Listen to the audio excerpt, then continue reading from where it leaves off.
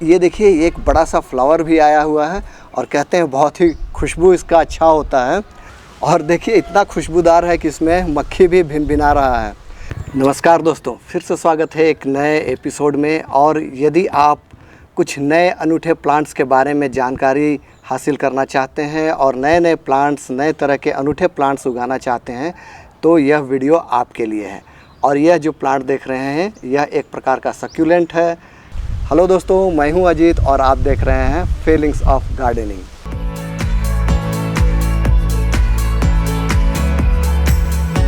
और इसका नाम है, थोड़ा उच्चारण करना भी थोड़ा सा मुश्किल लग रहा है, स्टापेलिया लिंडार्जिए। आप स्पेलिंग देख लीजिएगा। और इसका कॉमन नेम है bell flower, maroon cup starfish या फिर स्टारफिश। और इस प्लांट को लगाए हुए लगभग 2 साल हो गए हैं। छोटा सा प्लांट था और इसमें 2-3 ही स्टेम्स थे, उससे मैंने लगाया था और ये अभी स्प्रेड हो करके चारों ओर फैल गया है। यहाँ देखिए एक और नया बड यहाँ निकल रहा है, नया कली निकल रहा है। और इस प्लांट की ख़ास बात यह है कि इसमें बिल्कुल भी कांटा नहीं है। ये देखिए, इसमें ये कांटे इस तरह से लगते हैं लेकिन कांटा इतना हल्का है कि यह चुभता भी नहीं है। और ये बहुत ही फ्लैशी है, मांसलदार है, कह सकते हैं आप इसको गद्दीदार है। ये बिल्कुल जिसे आप आराम से पकड़ भी सकते हैं।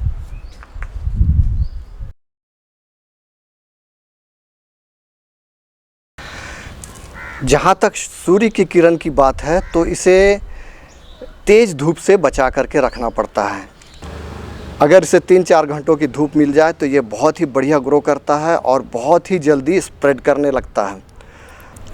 हाँ, लेकिन जैसे गर्मी के दिनों में इसको तेज़ धूप से बचा करके रखने की आवश्यकता है, क्योंकि मैंने पाया है कि तेज़ धूप में इसकी जो स्टेम्स हैं ये अपना ग्रीन कलर को खोने लगती है और इसमें एक प्रकार की लालिमा दिखाई देने लगती है।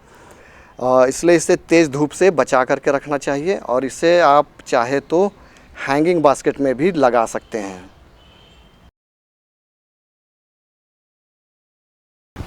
तो चलिए एक बार इसका खुशबू लिया जाए।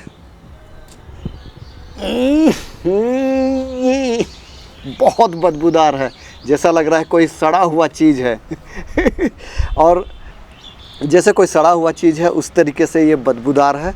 और इसमें तितलियाँ और मधुमक्खियाँ तो नहीं भिनभिनाएंगी, लेकिन इसमें मक्खी ज़रूर आता है और वो आता है पॉलिनेशन के लिए। लेकिन जो भी हो, फ्लावर तो खूबसूरत देखने में है और खुशबू नहीं है, लेकिन ये प्लांट उतना ही खूबसूरत है और ग्रो करने के लिए उतना ही आसान है। तो फ्रेंड्स, पहले मुझे भी लगता था कि कैक्टस उगाना बहुत ही कठिन होगा, उसको कैसा सॉइल मीडिया देंगे, उसको केयरिंग टिप्स क्या रहेगा। लेकिन इन 2 वर्षों में मैंने इसे ग्रो किया और मुझे एहसास हुआ कि तो यह प्लांट भी बहुत इजी टू ग्रो प्लांट है और बहुत ही कम केयर में बहुत बढ़िया चलता है। तो चलिए सबसे पहले बात कर लेते हैं इसके लिए ग्रोइंग मीडिया यानी कि सॉइल मिक्स के लिए। तो सॉइल मिक्स के लिए बहुत ही सिंपल सा बेसिक सा चीज़ है। उसके लिए आप 30% ले लीजिए गार्डन सॉइल, 30% ले लीजिए रिवर सैंड यानी रेत, जिसे बजरी भी कहते हैं, वो ले लीजिए। और 30% उसमें लीजिए अच्छी तरह से सड़ी हुई गोबर की खाद या फिर आप उसमें ले लीजिए वर्मी कंपोस्ट और उसमें थोड़ी बहुत मिला दीजिए आपके पास यदि है और लीफ माउल्ड, पत्तों की खाद। और उसमें लगभग 5% आप मिला दीजिए वर्मी क्यूलाइट मिलाने से बहुत अच्छा होता है। इसका ड्रेनेज सिस्टम बहुत बढ़िया हो जाता है और वर्मी क्यूलाइट जो है थोड़ा बहुत वाटर को भी रिटेंशन करता है और इसमें नमी बना करके रखता है। और उसमें लगभग 5% आप मिला दीजिए ईंट को टुकड़ों में कूच करके ईंट का चूरा। और उसमें आप थोड़ी सी मात्रा में 2-3 चम्मच मिला दीजिए बोन मील।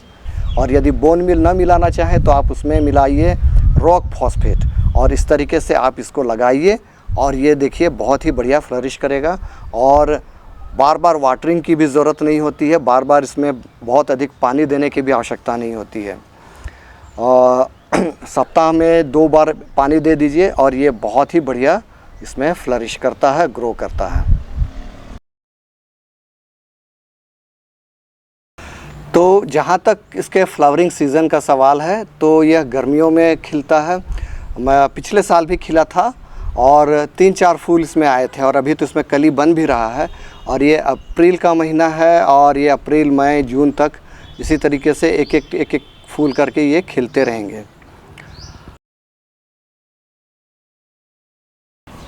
इस प्लांट को प्रोपागेट करना भी उतना ही आसान है। देखिए यहाँ एक छोटा सा प्लांट मैंने लेके आया था और इसको लगाया था और यह धीरे धीरे बढ़ते गया और जो भी स्टेम ज़मीन में सट रहा है वहीं से नया रूट्स का डेवलपमेंट हो जा रहा है। तो इसको प्रोपागेट करने के लिए आप एक एक छोटा स्टेम ले सकते हैं। इस तरह का कोई एक छोटा स्टेम ले लीजिए, इस तरह का कोई छोटा स्टेम ले लीजिए और इसकी कटिंग करके इसको 3-4 दिनों के लिए सूखने दीजिए और इसका जो सैप रहता है वो सूख जाएगा। उसके बाद इसे लगा दीजिए। तो इस तरीके से आप नए प्लांट्स का ग्रोथ पा सकते हैं और नए नए प्लांट्स बना सकते हैं। तो फ्रेंड्स, उम्मीद है एक नए प्लांट के साथ यह वीडियो आप लोगों को पसंद आया है तो एक लाइक ज़रूर कर दीजिए और यदि आपने चैनल को अभी तक सब्सक्राइब नहीं किया है तो चैनल को भी सब्सक्राइब कर लीजिए। तो फिर मिलते हैं अगले वीडियो में किसी और नए प्लांट के साथ। तब तक देखते रहिए feelings of gardening. Happy gardening.